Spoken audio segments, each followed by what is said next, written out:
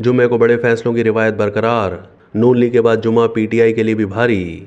पिछले चंद सालों में सुप्रीम कोर्ट ऑफ पाकिस्तान की जानिब से मुल्क की सियासत के तारीखी अहम मुकदमात के फैसले जिनके असरात अब तक कौमी उमूर पर मुरतब हो रहे हैं, बल्कि ये कहना भी गलत नहीं होगा कि आने वाले हालात व वाक़यात भी इन्हीं फैसलों के नताइज की रोशनी में आने वाली सिमत मुतय्यन करेंगे।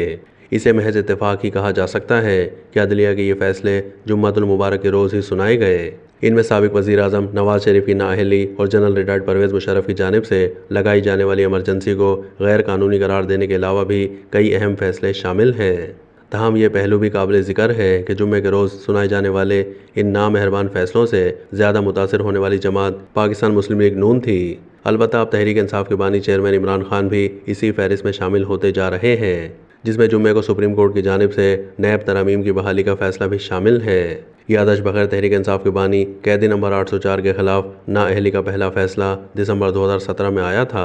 अदालत उज़्मा ने परवेज़ मुशर्रफ के हाथों गैर फाल किए जाने वाले चीफ जस्टिस इफ्तिखार मोहम्मद चौधरी की बहाली का फैसला 20 जुलाई 2007 को जुम्मे के दिन किया था।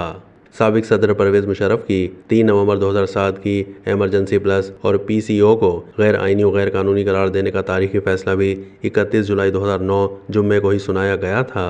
पनामा पेपर्स केस में साबिक वज़ीर आज़म नवाज शरीफ को नाअहल करार देने का फैसला 28 जुलाई 2017 को जुम्मे के दिन ही आया था।